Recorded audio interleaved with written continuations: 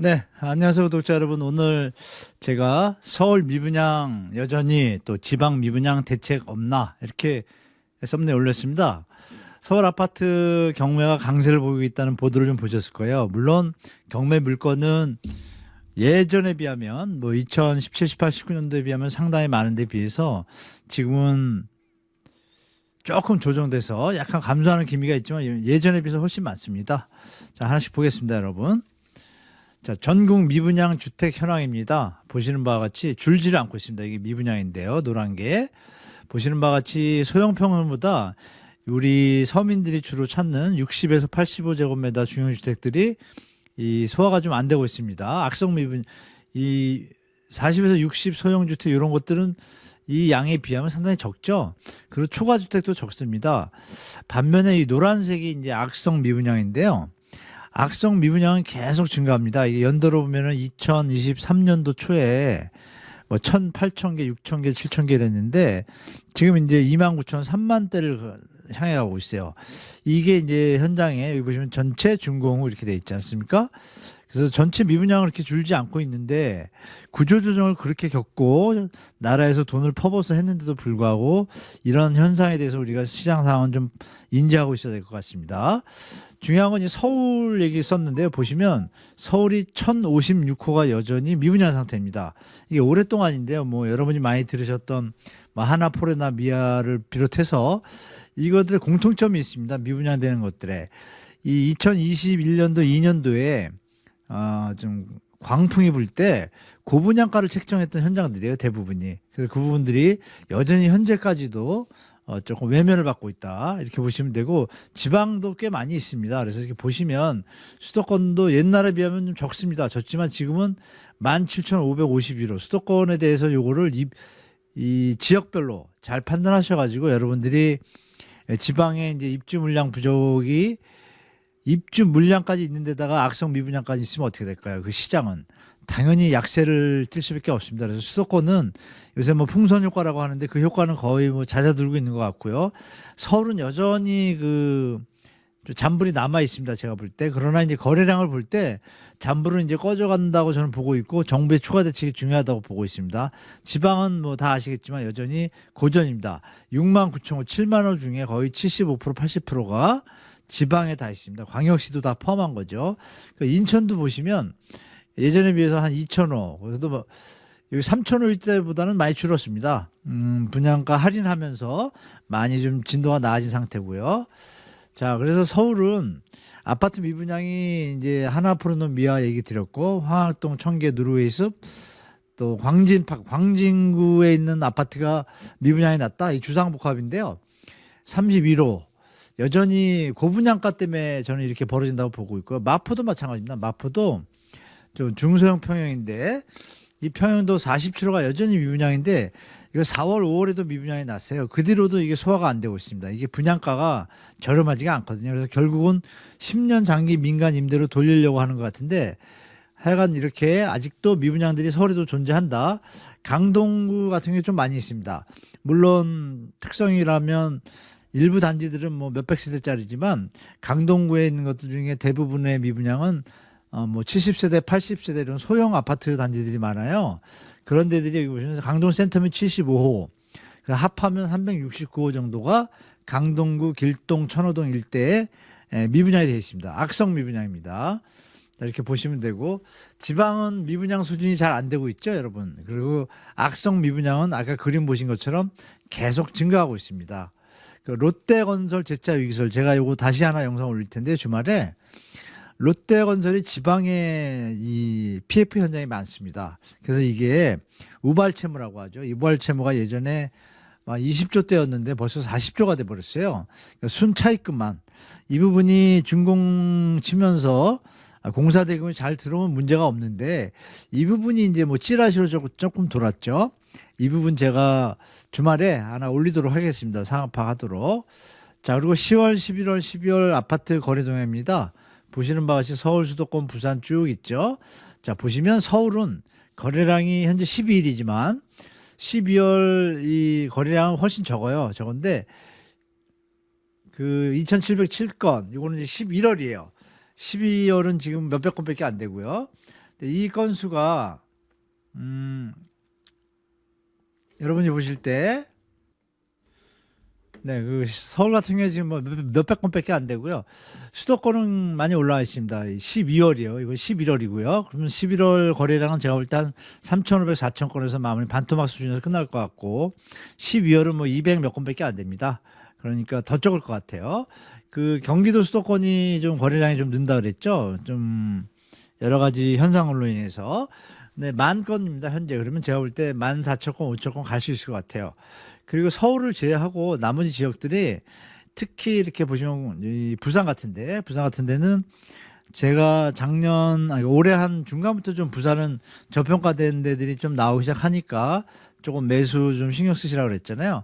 살짝 이렇게 올라오고 있습니다. 그래서 중요한 건 이렇게 거래가 되고 있는데 거래량이 늘어난 시점의 내용이 집값이 상승하는 수준까지는 아닙니다. 부산은 대부분 한 7, 80% 아직도 조정받은 하락 거래입니다. 그 상태이기 때문에 요번에 우리 구독자분들은 조금 시장 보시면서 내 집 마련하시는 것도 크게 무리는 없을 것 같아 보입니다.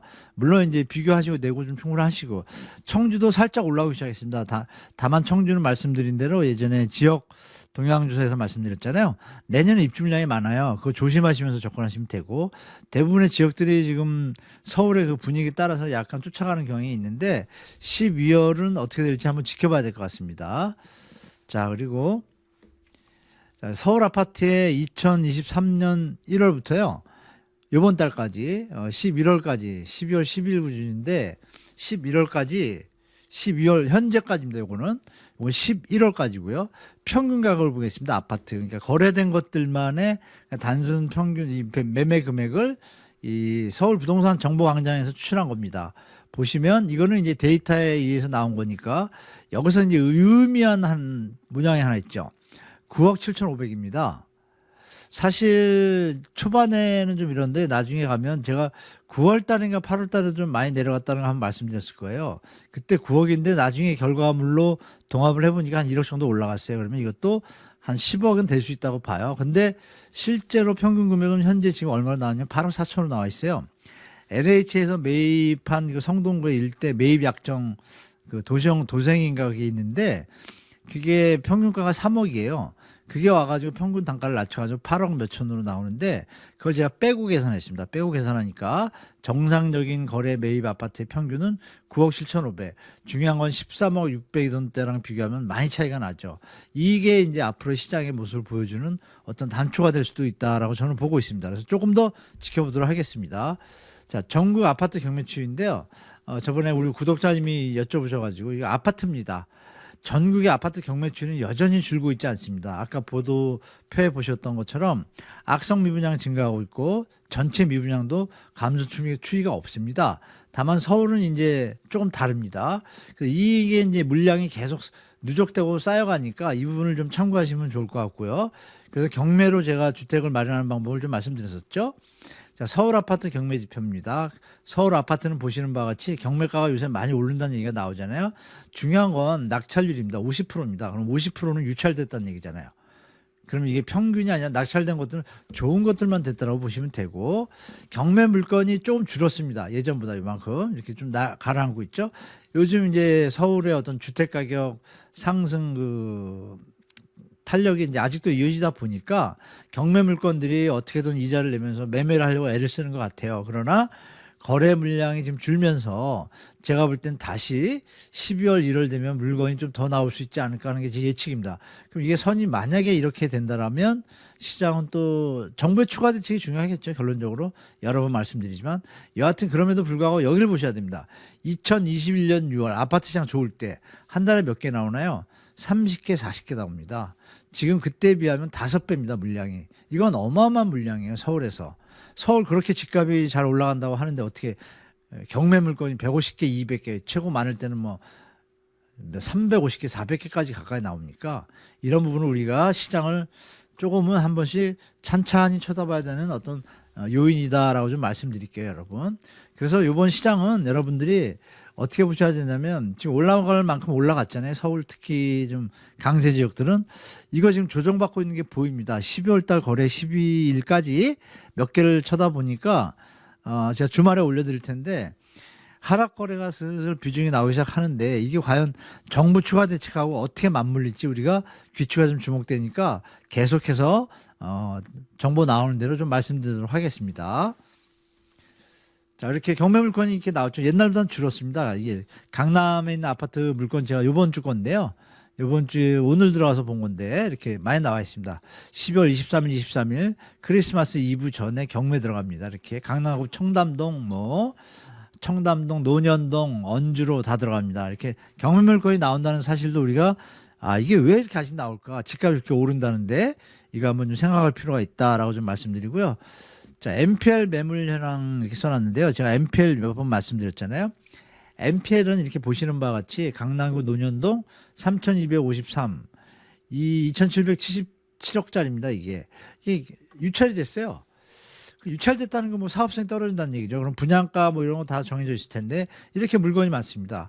뭐 3천억짜리, 뭐 980억짜리, 1,000억짜리, 1,400억짜리 이런 것들이 꽤 많아요. 이렇게 나와 있습니다. 현재 매물이. 그리고 보시는 바와 같이 착공 전인 것도 있는데 중요한 것은 이제 유찰되고 나대지 상태 이렇게 좀 여기 최종 유찰 이런 현상들이 빚어지는 것도 우리가 이 현장들이 처음에 내세웠던 분양가들이 있어요.